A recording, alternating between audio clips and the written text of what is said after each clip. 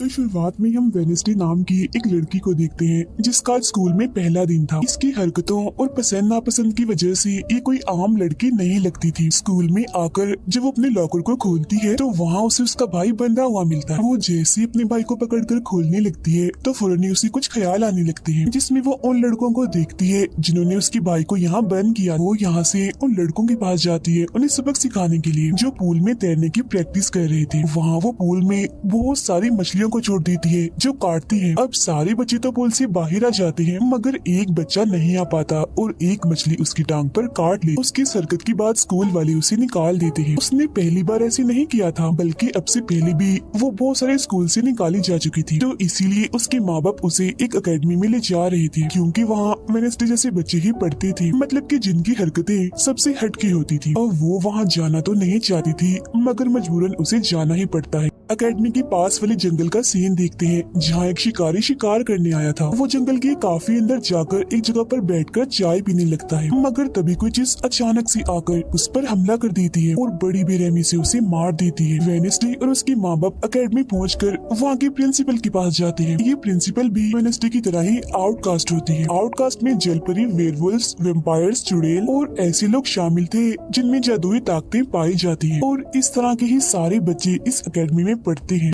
Wednesday के साथ जिसने कमरे में रहना था, यानी उसकी रूम में, उसने कमरे को काफी रंगीन बनाया हुआ था। इसीलिए सब कुछ वेडनेसडे को पसंद नहीं आता, क्योंकि उसे तो बस काला रंग ही पसंद था। यहाँ का सारा माहौल देखकर वो मुंह बना लेती है। तब उसकी रूममेट उससे पूछती है, तुम ठीक हो ना, क्या हुआ तुम्हें? जिस पर उसके डैड जवाब देते हैं, मेरी बेटी बड़ी अजीब है, काफी बोर है और बस इसे तुम जिंदा लाश समझो। अपने डैड की ये बातें सुनकर वेडनेसडे उन्हें घूरने लगती है। अब उसकी रूममेट उसे पूरी अकेडमी घुमा रही थी कि तभी एक लड़का वहाँ आकर वेडनेसडे से उसकी फेसबुक आईडी मांगता है, जिस पर वो कहती है, मैं कोई भी सोशल मीडिया इस्तेमाल नहीं करती, क्योंकि सोशल मीडिया हड्डियों को सड़ा देने वाली सिर्फ एक बीमारी है और कुछ भी नहीं। जाने से पहले वेडनेसडे की मॉम उसे कहती है, अब तुम यहाँ से कभी भाग नहीं पाओ। जिस पर वो कहती है, देख लीजिएगा, मैं आपसे वादा करती हूँ कि जल्दी मैं यहाँ से भाग जाऊंगी। वहाँ से जाते वक्त उसके डैड वहाँ एक हाथ छोड़ देते हैं ताकि वो वेडनेसडे पर नजर रख सके। उधर जंगल में जब पुलिस छानबीन करने आती है तो उन्हें उस शिकारी की लाश के टुकड़े अलग अलग जगहों पर पड़े मिलते हैं। ऐसा हादसा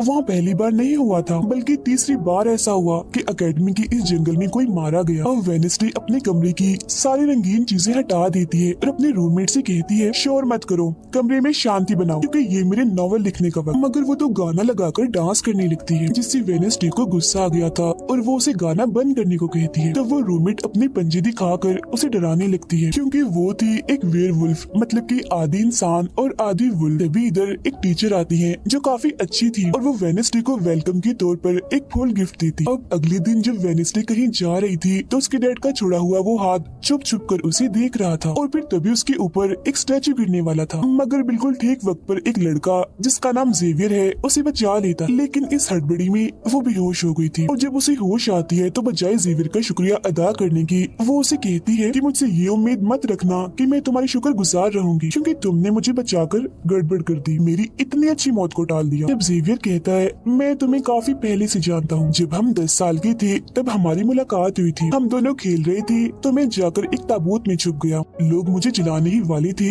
मगर तुमने मेरी जान बचा ली और आज मैंने तुम्हारी जान बचाकर हिसाब बराबर कर। वेडनेसडे जब अपने कमरे में आती है तो उसे अपने बेड पर कुछ महसूस होता है। वो जैसे बिस्तर हटाती है तो वहाँ उस हाथ को देखकर फौरन उसे पकड़ लेती है और पूछती है, तुम कौन हो और यहाँ क्या कर रही हो? जिस पर वो कहता है, मुझे तुम्हारे डैड ने तुम पर नजर रखने को कहा है, वो ही मुझे यहाँ पर छोड़ कर गए हैं। और वो उसे कहती है, मगर आज के बाद तुम मेरे लिए काम करोगी, वरना मैं तुम्हें हमेशा हमेशा के लिए दराज में बंद कर दूंगी। तो वो इस चीज के लिए मान जाता है कि ठीक है, मैं हर तरह से तुम्हारी मदद करूंगा।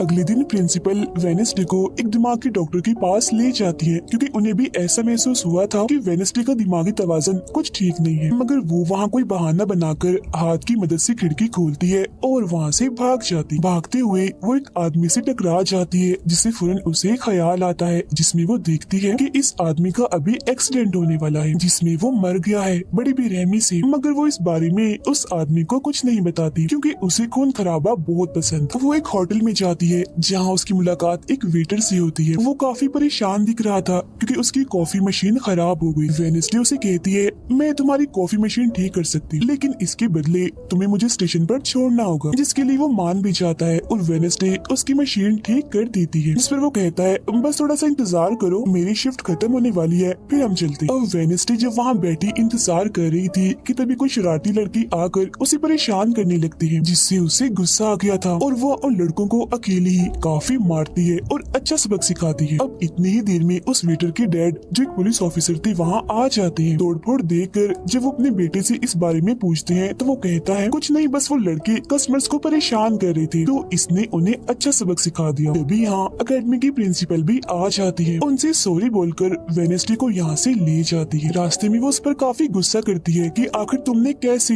अकेडमी से भागने की कोशिश की। तभी उन्हें रास्ते में एक एक्सीडेंट हुआ नजर आता है, जो उसी आदमी का था जिससे वेनेसडे टकराई थी, जो देख प्रिंसिपल घबरा जाती है। कहती है, मेरी दुआ है ड्राइवर को कुछ ना हुआ हो। जिस पर वेनेसडे कहती है, वो तो मर गया है और उसकी गर्दन भी टूट गई है। फिर अकेडमी में आने के बाद वेनेसडे गिटार बजाने लगती है। वो काफी अच्छा बजा रही थी, जिसकी धुन प्रिंसिपल के साथ साथ काफी बच्चों को भी पसंद आती। रूममेट जब कमरे में आती है तो उसकी नजर हाथ पर पड़ती है, जिस बारे में वो वेनेसडे से पूछती है कि ये क्या चीज है, जिस पर वो जवाब देती है कि ये हमारी एडम फैमिली का एक मेंबर है। अब हम एक अनजान लड़के को देखते हैं जो लाइब्रेरी में जाकर एक किताब से एक सफा फाड़ लेता है, जिस पर एक तस्वीर बनी हुई। उधर हाथ वेटर के घर पहुंच जाता है, जिसे देख वो काफी डर गया था और उसे मारने लगता है। फिर हाथ उसे बैठने का इशारा करके उसे वेनेसडे का नंबर देता है और उसे फोन करने का कहता है। फिर जब वेटर उसे कॉल करता है तो वो कहती है कि हमारी अकेडमी में एक त्योहार मनाया जाने वाला है जहाँ सभी बच्चे आएंगे, मैं वहाँ से भागने वाली हूँ और अगर तुम मुझे स्टेशन तक पहुँचा दोगे तो मैं तुम्हें काफी अच्छा इनाम दूंगी।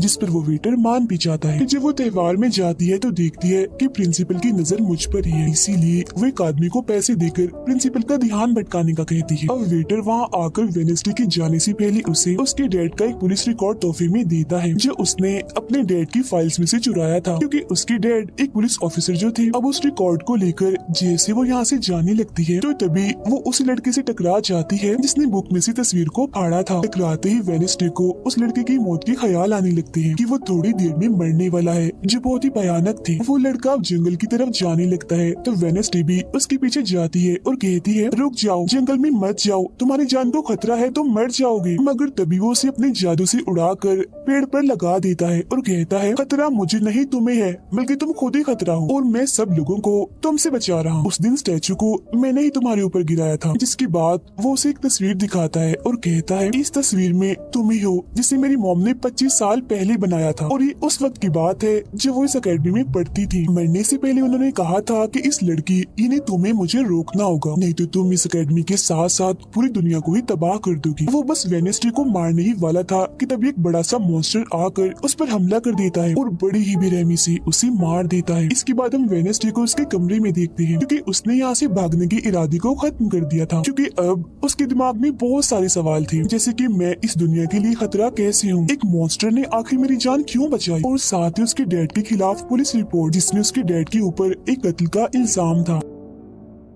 अब अगले दिन पुलिस ऑफिसर वहाँ आते हैं, क्योंकि वेनेसडे ने ये रिपोर्ट लिखवाई थी कि उस अनजान लड़के की मौत मैंने अपनी आंखों से होती हुई देखी जंगल में। मगर पुलिस को वहाँ ना कोई लाश मिलती है और ना ही कोई ठोस सबूत। तो वेनेसडे से पूछते हैं कि आखिर तुम इतनी रात को जंगल में कर क्या रही थी, जिस पर वो कहती है, मैंने जंगल में उस लड़के को जाते हुए देखा था और जब मैंने उसका पीछा किया तो देखा कि एक मॉन्स्टर ने आकर उसे मार दिया है, जिसके बाद में बेहोश हो गई। तो फौरन प्रिंसिपल पुलिस ऑफिसर से कहती है, उस लड़के का कोई कत्ल नहीं हुआ, वो जिंदा है, बस यहाँ से भाग गया है, इसीलिए आपको वेनेसडे की बातों का यकीन नहीं करना चाहिए। अक्सर इसे इस तरह के दौरे पड़ते रहते, हम इसका इलाज करवा रहे हैं, जल्दी ये ठीक हो जाएगी। फिर जब प्रिंसिपल वहाँ से जाती है तो वो ऑफिसर से कहती है कि जंगल में कोई तो है जो सबको मार रहा है और उसी ने उस लड़की को भी मारा है। मगर तभी वहाँ वो लड़का आ जाता है जो जिंदा था और बिल्कुल सही सलामत भी। अब अगले दिन जब वेनेसडे को डॉक्टर के पास ले जाया जाता है तो वो उससे पूछती है कि क्या तुमने ये अफवाह इसलिए फैलाई कि सभी की तवज्जो तुम पर हो जाए, यानी कि तुमने उस लड़के की मौत होते हुए देखा। जिस पर वो कहती है मैं जानती हूँ मैंने क्या देखा है, ओके मुझे तुम्हें बताने की कोई जरूरत नहीं है। अगले दिन उसे पता चलता है कि उसी लड़के को बगैर किसी वजह से एकेडमी से निकाला जा रहा है, इसीलिए वो अपने साथी और साथ को उस लड़के के पीछे लगा देती है। अब प्रिंसिपल के कहने पर वेडनेसडे एक एक्टिविटी में हिस्सा लेती है, जिस मकसद के लिए वो क्लब ज्वाइन करती है, जहाँ उसके साथ सिर्फ एक ही लड़का था जिसके साथ उसकी दोस्ती हो जाती है। फिर जब हाथ उस लड़के के पीछे जाता है तो देखता है कि वो अपना रूप बदल रहा है, जहाँ पहले वो एक बुरा इंसान और फिर एकेडमी के प्रिंसिपल का रूप ले लेता है। जिसके बाद हाथ आकर ये सारी बात वेडनेसडे को बता देता है। अब जब क्लास शुरू होने वाली थी तो जेवियर उससे कहता है कि मेरी साथ वाली सीट खाली है तो तुम यहाँ बैठ जाओ, तो वो उसके साथ आकर बैठ जाती है। जेवियर यहाँ मकड़ी की तस्वीर बना रहा था और फिर अपने जादू से वो उसे जिंदा भी कर देता है, मगर एक ही झटके में वेडनेसडे उसे मार देती है और उसकी राख उड़ा देती है। अब एक लड़की जो काफी बदतमीज थी और विलन भी थी, उसकी और वेडनेसडे के बीच काफी बहस हो जाती है, क्योंकि दोनों ही एक दूसरे से काफी चिढ़ती थी, एक दूसरे को जरा भी पसंद नहीं करती थी। और इसके बाद वेडनेसडे अपनी जगह अपनी रूममेट को उस क्लब में भेज देती है जहाँ वो एक्टिविटी की प्रैक्टिस कर रही थी, और खुद वो अकेली ही चली जाती है एकेडमी की उस जंगल में मॉन्स्टर को ढूंढने के लिए। वेडनेसडे को वहाँ उस अनजान लड़की का टूटा हुआ चश्मा भी मिलता है, वही अनजान लड़का जिसे मॉन्स्टर को मारता हुआ इसने देखा था। और अब जैसे ही वो इस चश्मे को छूती है तो लाइब्रेरी में उसे वहाँ एक किताब भी दिखती है, तो वो उस किताब को खोजने लाइब्रेरी में चली जाती है, मगर उसे वहाँ उस तरह की कोई भी किताब नहीं मिलती। जिसके बाद वो चुपके से जेवियर के कमरे में चली जाती है, क्योंकि वो लड़का और जेवियर एक ही कमरे में रहती थी। वेडनेसडे और हाथ यहाँ पर उस किताब को ढूंढ रहे थे, मगर तभी यहाँ जेवियर आ जाता है, जिस वजह से वो बेड के नीचे छुप जाती है। तभी जेवियर के पास वो विलन लड़की भी आती है और उसे कहती है तुम मुझसे क्यों नाराज हो,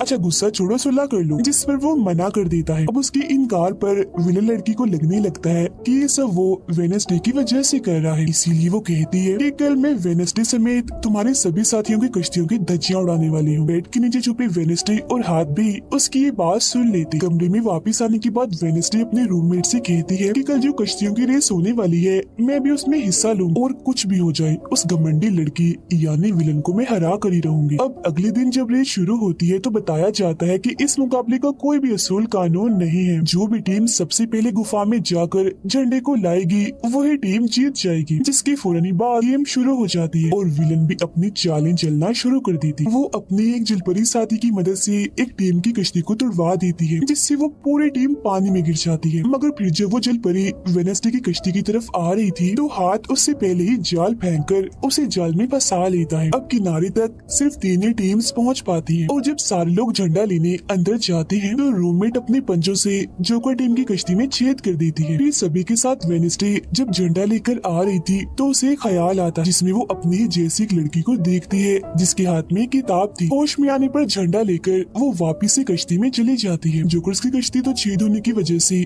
वहीं पर ही डूब जाती है, जबकि जलपरी दोबारा से वेडनेसडे की कश्ती पर हमला करने लगती है, मगर हाथ पानी में जाकर जलपरी को जोर से मुक्का मार। अब वेडनेसडे अपनी कश्ती से बहुत सारे तीर निकाल कर विलन की कश्ती में छेद कर देती है, जिससे उसकी कश्ती डूब जाती है और वेडनेसडे की टीम इस रेस को जीत जाती है। अब ये 4 साल में पहली बार हुआ था जब उस विलन को किसी ने हराया था, इसीलिए आज वो गुस्से में आग बगोला हुई।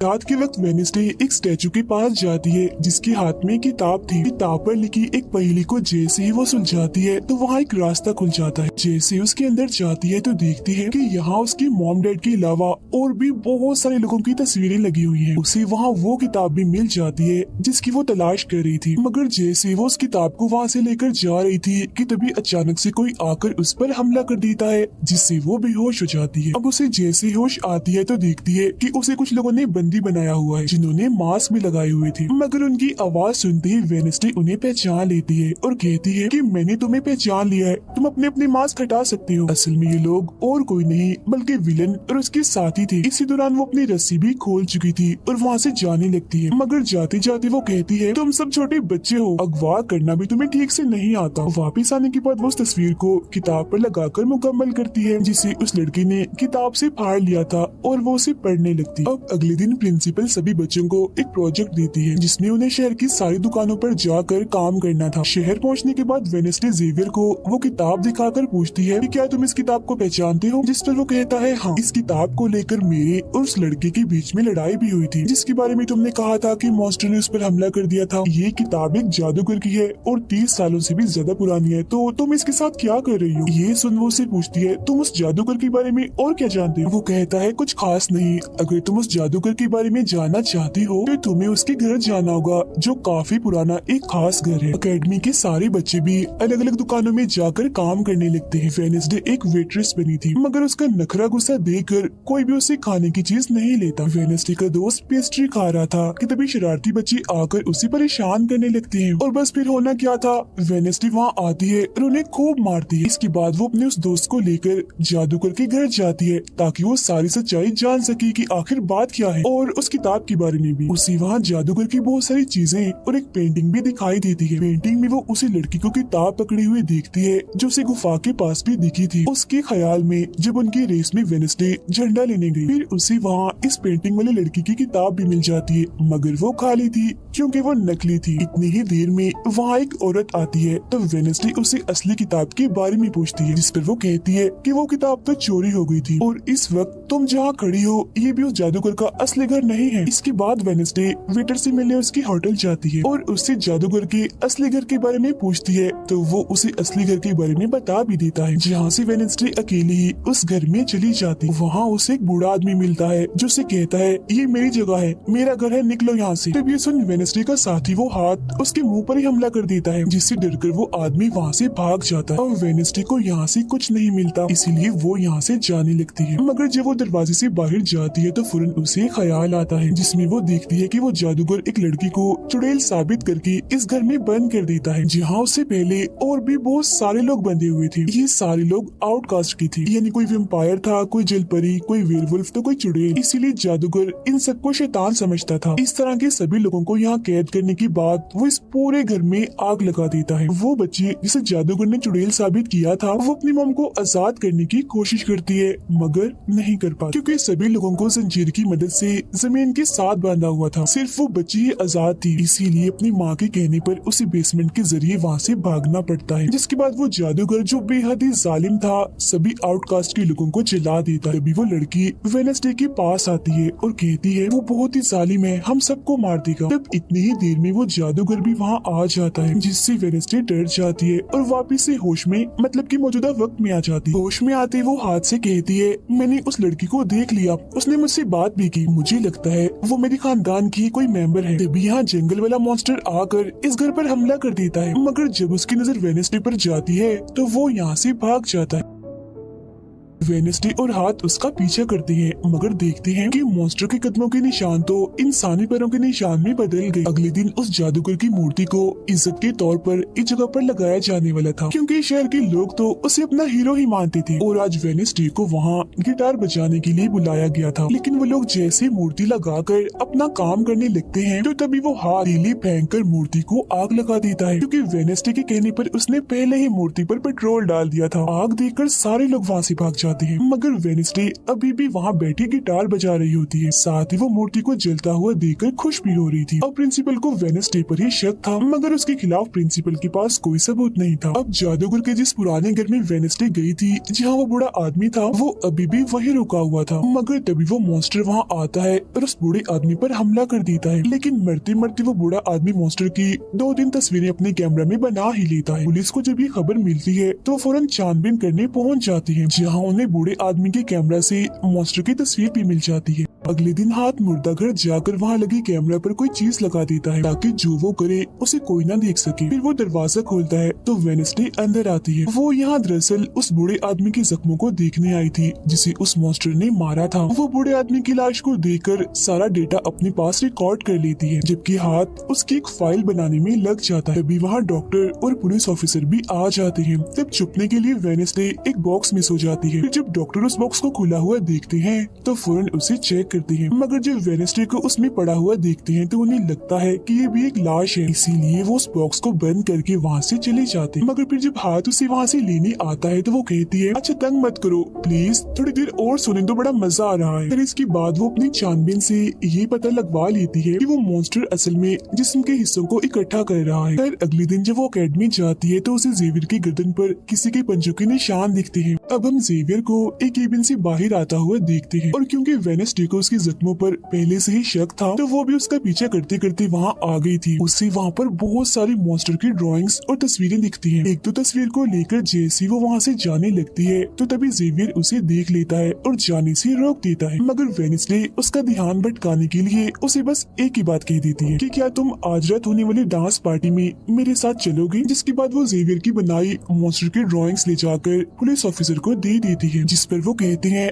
इससे हम किसी को भी नहीं पकड़ सकते, कोई ठोस सबूत लेकर आओ। अब वेडनेसडे अपनी सारी रिसर्च को अपने दोस्त के सामने रख देती है ताकि वो उसकी मदद कर सके। उनमें से एक ड्राइंग को देखकर उसका दोस्त कहता है कि मैं इस जगह के बारे में जानता हूँ। जिसके बाद वो वेडनेसडे को उस जगह पर ले जाता है जो एक गुफा थी, जिसके अंदर जाकर उन्हें बहुत सारी हड्डियाँ और एक हथकड़ी भी मिलती है। थोड़ा छानबीन करने पर उसे वहाँ एक नोकदार बड़ा सा नाखून भी मिलता है, जिसे वो अपने पास रख लेती है। जिसके बाद वो जेवियर के पेंटिंग वाले केबिन में जाती है और डस्टबिन से एक कपड़ा जिस पर खून लगा हुआ था उसे निकाल कर अपने पास रख लेती है। फिर जैसे वो वहाँ से जाने लगती है तो तभी वहाँ जेवियर आ जाता है और उसे पूछता है तुम यहाँ मेरे केबिन में क्या कर रही हो। उसकी बात डालकर वो उसे पूछती है ये जो चोट तुम्हारी गर्दन पर है ये तुम्हें कैसे लगी। तब वो बताता है कि पिछले कुछ दिनों से ये मॉन्स्टर मेरे सपनों में आ रहा है, इसीलिए मैं इसकी ड्राइंग्स बनाता हूँ। मगर एक दिन मैंने अपने जादू पर से कंट्रोल खो दिया और ड्राइंग के अंदर से मॉन्स्टर की पंजे ने निकलकर मुझे नोच लिया। लेकिन अब क्योंकि वेडनेसडे उस पर शक कर रही थी इसलिए वो उस पर काफी गुस्सा करता है और फौरन उसे यहाँ से जाने का कहता है। अब वेडनेसडे वो खून लगा कपड़ा और नाखून जाकर पुलिस ऑफिसर को दे देती है और कहती है ये लो ठोस सबूत और बेशक डीएनए टेस्ट करवा लो, मेरे ख्याल से इतना सबूत काफी होगा, है ना।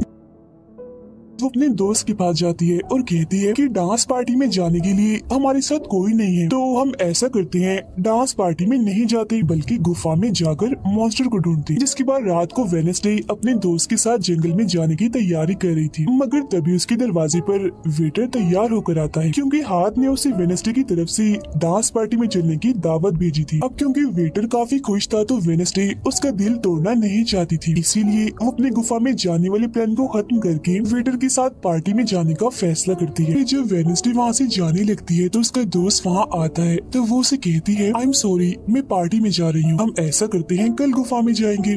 लेकिन उसका दोस्त बगैर बताई अकेला ही उस गुफा में चला जाता है। उधर पार्टी में सारे लोग आकर काफी एंजॉय कर रहे थे। सब लोग अपने अपने साथी को लेकर पार्टी में आए हुए थे, जहाँ जेवियर अपने साथ उस विलन लड़की को लाया था। लेकिन जब वेडनेसडे वेटर के साथ वहाँ आती है तो उन दोनों को साथ देखकर जेवियर जलने लगता है। जब सब लोग डांस कर रहे थे तो वेडनेसडे की डांस करने की स्टाइल से सारे लोग काफी हैरान रह जाते हैं क्योंकि वो काफी अजीब तरह से ही डांस कर रही थी। उधर जंगल में वेडनेसडे का दोस्त भी पहुँच गया था और छुपकर मॉन्स्टर की आने का इंतजार कर रहा था, मगर तभी वहाँ कोई आता है और उस गुफा में धमाका करके भाग जाता है। जेवियर लगातार उन दोनों को देखकर जल रहा था, इसीलिए वो विलन लड़की से कहता है कि तुम अपना लॉकेट उतारो और अपने जेल परी से मेरे लिए मदद मांगो ताकि मैं वेडनेसडे को भूल जाऊं। जो सुन विलन लड़की भड़क जाती है और उसे कहती है कि तुम तो पहले ये कहते फिर रहे थे कि मैंने अपने जेल परी से तुम्हें अपने काबू में किया है और अब तुम्हें किसी को बुलाने के लिए मेरी ही मदद चाहिए। तभी बाहर शरारती लड़कों का ग्रुप टैंकर लेकर आता है और डांसिंग क्लब की पंप में वो बड़ा सा पाइप लगा देते हैं और फिर तभी अचानक उस पार्टी में खून की बारिश होने लगती है क्योंकि जो टैंकर वो शरारती लड़के लाए थे जिसका पाइप उन्होंने लगाया था उसमें दरअसल खून था। ये देख सारे लोग घबरा जाते हैं और पार्टी से भागने लगते हैं, मगर वेडनेसडे वहीं खड़ी रहती है क्योंकि उसे तो अब और मजा आ रहा था क्योंकि वो बारिश खून की नहीं बल्कि कलर की थी जिसमें वो काफी इंजॉय कर रही थी। तभी वेडनेसडे को ख्याल आता है जिसमें वो देखती है कि उसका दोस्त अकेला ही जंगल में चला गया है जहाँ वो मुसीबत में है, उसकी जान खतरे में है, इसीलिए वो जंगल की तरफ उसे बचाने के लिए भाग जाती है। उसके दोस्त के पीछे दरअसल वो मॉन्स्टर पड़ गया था जिससे बचकर वो भाग रहा था। वो मॉन्स्टर एक बार उस पर हमला करता ही है कि तभी वेडनेसडे उसे ढूंढते हुए वहाँ आ जाती है। तब मॉन्स्टर उसे देखकर वहाँ से भाग जाता है। वो अपने दोस्त को बेहोश पड़ा हुआ देखकर काफी घबरा जाती है। इतनी ही देर में उसकी टीचर भी उसका पीछा करते करते वहाँ आ गई थी, जिसके बाद उसकी दोस्त को हॉस्पिटल ले जाया जाता है और वेडनेसडे खुद वापस अपनी एकेडमी में आ जाती है जहाँ वो अपने डैड पर लगी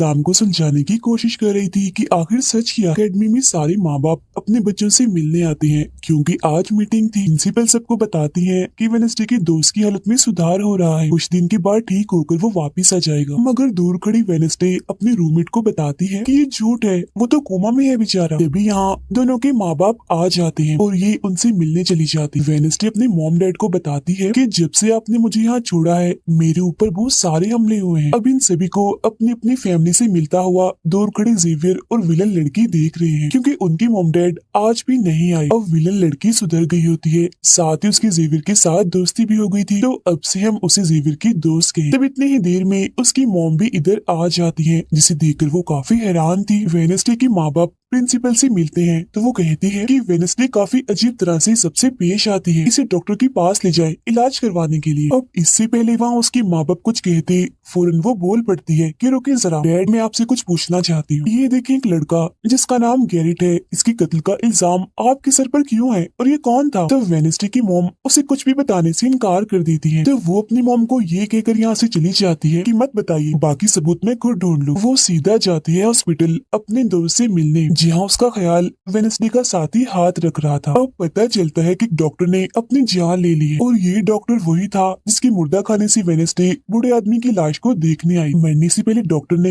एक खत भी छोड़ा था जिसमें लिखा हुआ था कि मैं गैरेट के केस पर शर्मिंदा हूँ क्योंकि मैंने उसकी झूठी रिपोर्ट बनाई थी। अब जब सारे लोग खाना खा रहे थे तो तभी वहाँ पुलिस ऑफिसर आकर वेडनेसडे के डैड को पकड़ लेता है और कहता है कि गैरेट की मौत के इल्जाम में तुम्हें गिरफ्तार किया जा रहा है। जेल में वेडनेसडे अपने डैड से मिलने जाती है, पूछती है कि बताएं गैरेट से आपका क्या वास्ता। तो वो बताते हैं कि गैरेट तुम्हारी मॉम से बहुत प्यार करता था। फिर एक दिन जब तुम्हारी मॉम और मैं साथ थे तो गैरेट ने आकर मुझ पर हमला कर दिया। मैंने अपना काफी बचाव किया जिस दौरान गलती से उसकी मौत हो गई। ये सुन वेडनेसडे को उनकी बात थोड़ी झूठी लगती है। फिर वो पुलिस ऑफिसर के पास जाती है, कहती है मेरे डैड ने गैरेट को नहीं मारा और ये उनके खिलाफ साजिश की जा रही है। जिस पर वो कहता है दुनिया तुम्हारे हिसाब से नहीं चलती, हमारे पास सबूत आ गए हैं तुम्हारे डैड के खिलाफ। वो कहती है मैं नहीं मानती और मेरा ख्याल है कि जिसने मेरे दोस्त को मारने की कोशिश की उसने ही गैरेट को मारा होगा। पार्क में रूममेट अपनी मॉम के साथ बैठी थी, जहाँ उसकी मॉम चाहती है कि वो पूरी तरह एक वेयरवुल्फ बन जाए और वो उसे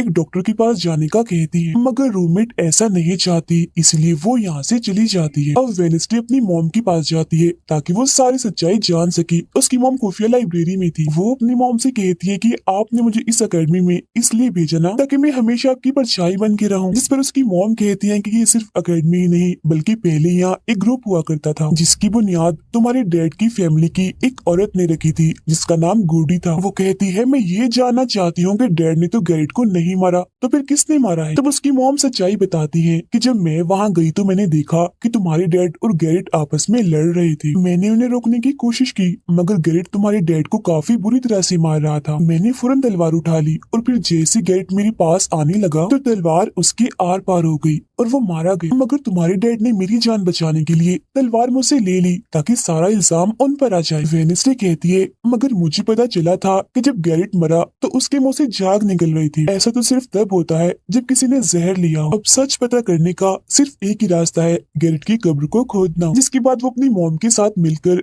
गैरेट की कब्र को खोद देती है और वहाँ से उसकी एक उंगली ले लेती है। मगर तभी इधर पुलिस आकर उन दोनों माँ बेटी को गिरफ्तार कर लेती है। जेल में वेडनेसडे गैरेट की उंगली अपने मॉम डैड को दिखाती है, कहती है कि उसकी मौत जहर से हुई थी। मगर जैसे उसके हाथ इस उंगली पर लगते हैं उसे फौरन एक ख्याल आता है जिसमें वो देखती है कि गैरेट के डैड ने उसे जहर दिया था ताकि वो इस पूरे अकेडमी के लोगों को मार डाले। मगर जब उसकी लड़ाई वेडनेसडे के डैड से हुई तो जहर की बोतल टूट गई जिससे सारा जहर गैरेट के अंदर चला गया, जिसका मतलब साफ था कि उसने वो वेडनेसडे के डैड को ही नहीं बल्कि पूरी अकेडमी को ही खत्म करने आया था। जेल से रिहा होने के बाद वेडनेसडे और उसकी मॉम मेयर के पास जाती है, कहती है आपने गैरेट की मौत के सच को छुपाया, उसकी मौत जहर से हुई थी न कि तलवार से और ये बात साबित भी हो गई है। जो सुन मेयर सब कुछ सच बता देता है जिसके बाद वेडनेसडे के डैड को भी रिहा कर दिया जाता है। अब वेडनेसडे अपनी मॉम को बताती है कि मुझे बहुत ख्याल आते हैं, जिस पर उसकी मॉम कहती है कि ये खासियत हमारे खानदान में है, ख्याल सबको आते हैं, अगर ख्याल हमारे कंट्रोल में ना रहे तो ये हमें पागल बना सकते हैं, इसीलिए हमारे खानदान के पुराने लोग आकर हमें आसान रास्ता बताते हैं और ट्रेनिंग देते हैं। तो वेडनेसडे फौरन बोलती है जैसे गुडी एडम्स जिसके बारे में आपने बताया था कि वो मेरे डैड के खानदान की है, जिस पर उसकी मॉम कहती है कि मुझे नहीं पता, बहरहाल तुम होशियार रहना क्योंकि गुडी एडम्स बदला चाहती थी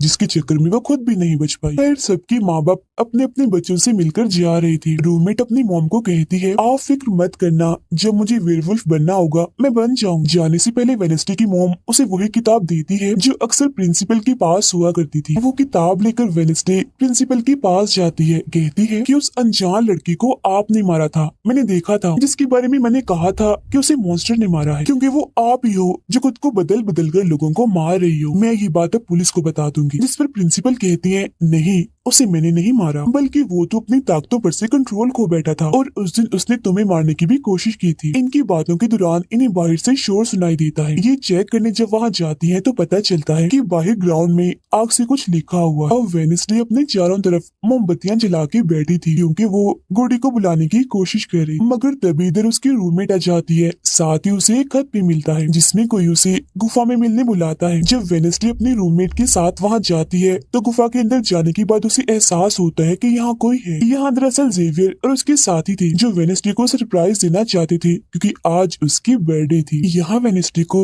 एक लाइन लिखी हुई दिखती है कि जब मैं लौटूंगा तो शोले बरसेंगे। इसे जैसी वो हाथ लगाती है तो उसे ख्याल आता है जिसमें वो उसी लड़की से मिलती है जो अक्सर उसे नजर आया करती थी, और ये और कोई नहीं बल्कि गुडी ही है। वो वेडनेसडे को एक महल दिखाकर कहती है कि अगर तुम्हें उस जादूगर के बारे में जानना है तो तुम्हें इस महल को ढूंढकर यहाँ आना होगा। जब वो ग्राउंड में खड़ी उस लाइन को देख रही थी जहाँ आग से कुछ लिखा था तो तभी उसके पास जेवियर आता है जिससे वो बात नहीं करती क्योंकि नाराज थी। उसे लग रहा था कि हो ना हो जेवियर ही वो मॉन्स्टर है। फिर वो अपने दोस्त के पास हॉस्पिटल जाती है जो अभी भी बेड पर था और उसकी हालत भी खराब थी, इसीलिए वो उसे कोई बात नहीं कर पाती। अब वेडनेसडे अपने दोस्त वेटर से मिलने जाती है और उसे उस महल जो गुडी ने दिखाया था उसकी तस्वीर दिखाकर पूछती है कि क्या तुम इस जगह के बारे में जानते हो, जिस पर वो मना कर देता। अब यहाँ तो उसका काम नहीं हुआ, इसीलिए वो तस्वीर को लेकर जेवियर के पास जाती है और उससे भी वही सवाल करती है कि क्या तुम इस जगह के बारे में जानते हो, मगर तभी उसकी नजर इसी महल की पेंटिंग पर जाती है जो जेवियर ने पहले से ही बनाई हुई थी, जिस पर वो बताता है कि ये जगह रात को मेरे सपने में आई थी तो मैंने इसे बना दिया। अच्छी बात ये थी कि जेवियर इस जगह के बारे में जानता भी था। तब उसे महल का पता लेकर वेडनेसडे वहाँ पहुँच जाती है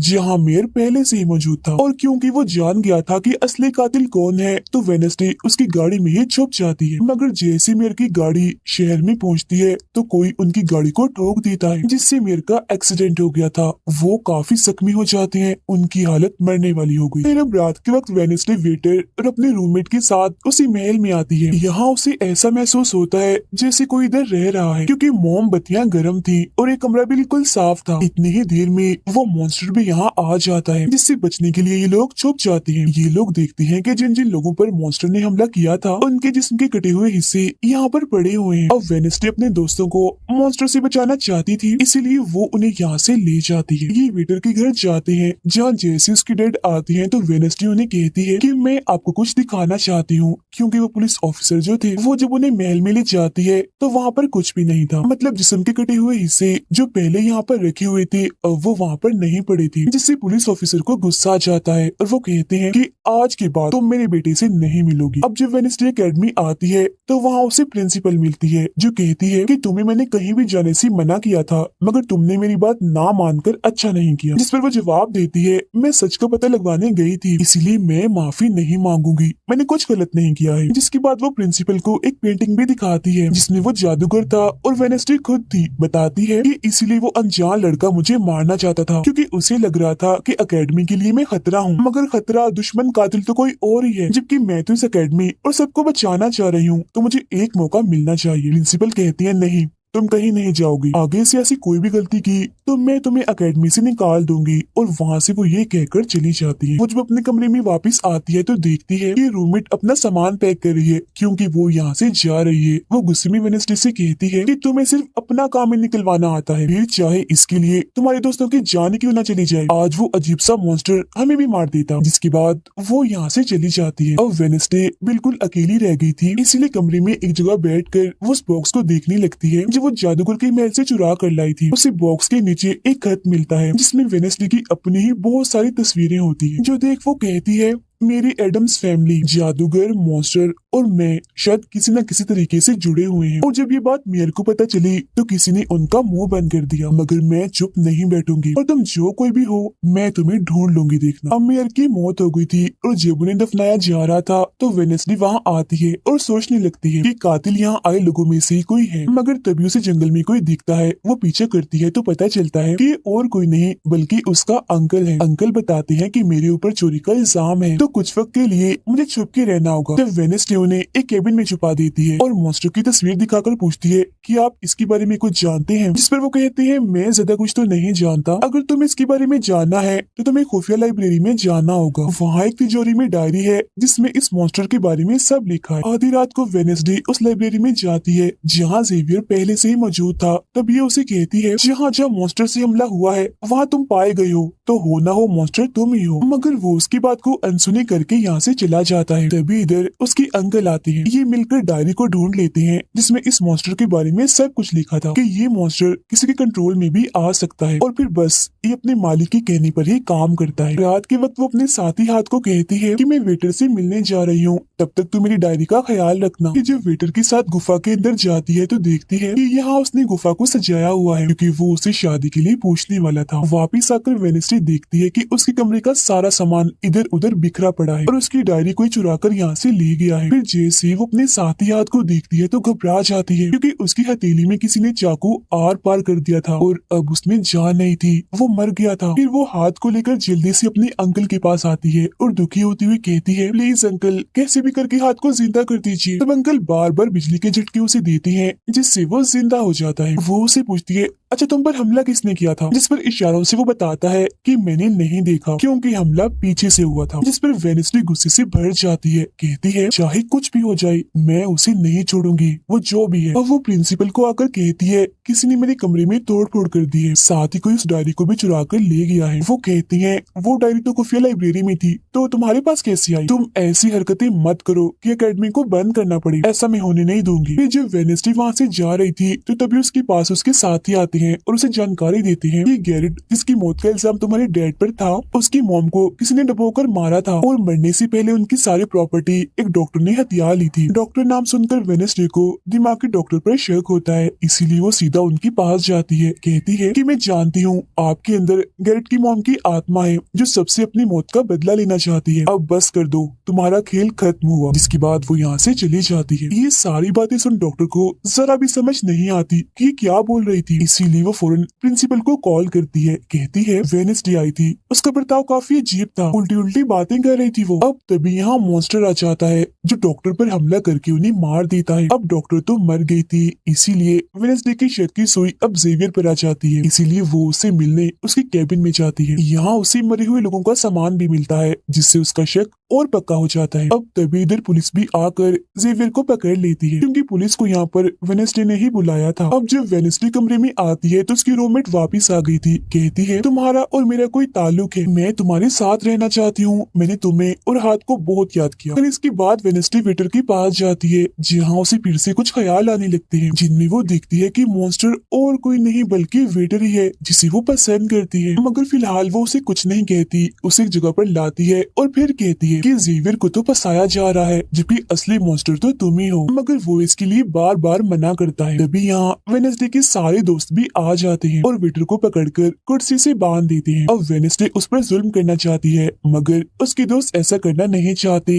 इसीलिए वो यहाँ से चले जाते हैं। फिर जैसे ही वो वेटर को मारने के लिए आगे बढ़ती है कि तभी वेटर के डैड पुलिस ऑफिसर यहाँ आ जाते हैं और वेनेसडे को गिरफ्तार कर लेते हैं। हालांकि वो उन्हें कहती भी है कि असली कातिल आपका बेटा है, वही मॉन्स्टर है ये, मगर वो उसकी एक नहीं सुनते। फिर जब वो यहाँ से जा रही थी तो वेटर उसके पास आता है, कहता है कैसा लगा हारना, अभी तो और भी बहुत कुछ होना बाकी है बच्चों। जिसके बाद प्रिंसिपल भी वेनेसडे को कह देती है कि तुमने सारी हदें पार कर दी, इसीलिए तुम्हें अकेडमी से निकाला जा रहा है। लेकिन अभी भी वो बार बार एक ही बात कह रही थी कि वेटर ही असली मॉन्स्टर है, मगर फिर भी वो उसकी एक नहीं सुनती और जाने का कहती है। जब आखिरी बार वेनेसडे जेवियर से मिलने जाती है जो जेल में बंद था और उससे नाराज भी था क्योंकि वेनेसडे ने ही उसे पुलिस के हवाले किया था। हालांकि वो उसे बताती भी है कि मॉन्स्टर वेटर है और उसने मेरे जरिए तुम्हें फंसाया है। वो उसकी एक नहीं सुनता, कह देता है कि सारी मुसीबत की जड़ तुम हो। अगर तुम ये एकेडमी छोड़ के चली जाओगी तो कुछ भी गलत नहीं होगा। ये बात सुनने के बाद वो एक सेकंड भी नहीं रुकती और यहाँ से चली जाती है। वो अपने कमरे में आकर अपना सारा सामान पैक करती है, जिसके बाद वो सभी से आखिरी मुलाकात करती है। सबसे आखिर में वो अपने दोस्त से मिलने हॉस्पिटल में जाती है। कहती है मैं तो जा रही हूँ, तुम अपना ख्याल रखना और हाँ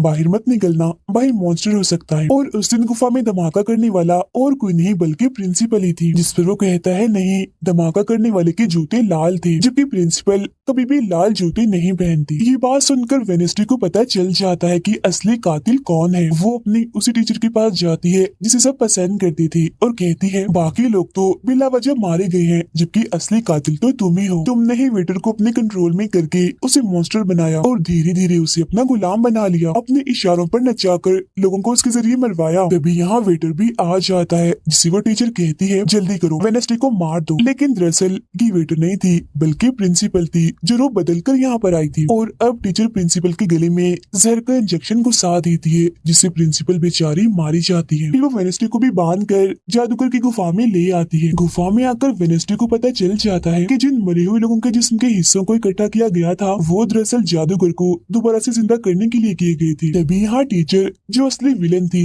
वेनेस्डे को बताती है कि जब गुडी ने जादूगर को मारा था तो गुडी ने अपने खून से जादूगर की कब्र पर एक ताला लगा दिया था। और अब जादूगर को जिंदा करने के लिए हमें गुडी की फैमिली मतलब एडम्स फैमिली के ही किसी इंसान का खून चाहिए, साथ ही पूरे चांद की रात भी हो। और अब हमें ये सुनहरी मौका मिल गया है जादूगर को जिंदा करने का, क्योंकि एडम्स फैमिली से तुम हो और आज पूरे चांद की रात भी है, हम तुम्हारा खून लेंगे। जिसके बाद टीचर वेनेस्डे के हाथ पर कट लगा देती है, जिससे उसका खून निकलने लगता है। फिर वो उसके खून से जादूगर की कब्र का ताला खोल देती है और फिर अगले ही पल जादूगर भी जिंदा होकर अपनी कब्र से बाहर आ जाता है। बाहर आते ही वो वेनेस्डे को चाकू मार देता है, जिससे वो जख्मी हो जाती है। इसके बाद वो एकेडमी को खत्म करने के लिए चला जाता है। अब तभी यहाँ गुडी एडम्स आती है और वेनेस्डे को बिल्कुल ठीक कर देती है, मतलब कि उसके जख्म, और कहती है मैंने तुम्हें ठीक तो कर दिया है मगर अब की बाद मैं तुम्हें नजर नहीं आऊंगी। जंगल की रास्ते से जब वेनेस्डे जा रही थी तो तभी उसके सामने वेटर आ जाता है। उसे टीचर कंट्रोल कर रही थी, इसीलिए वो मॉन्स्टर बनकर उस पर हमला कर देता है। वो बस उसे मारने ही वाला था कि तभी यहाँ एक वेयरवुल्फ आ जाती है, जो और कोई नहीं बल्कि रूममेट थी, जो आज पहली बार वेयरवुल्फ बनी थी,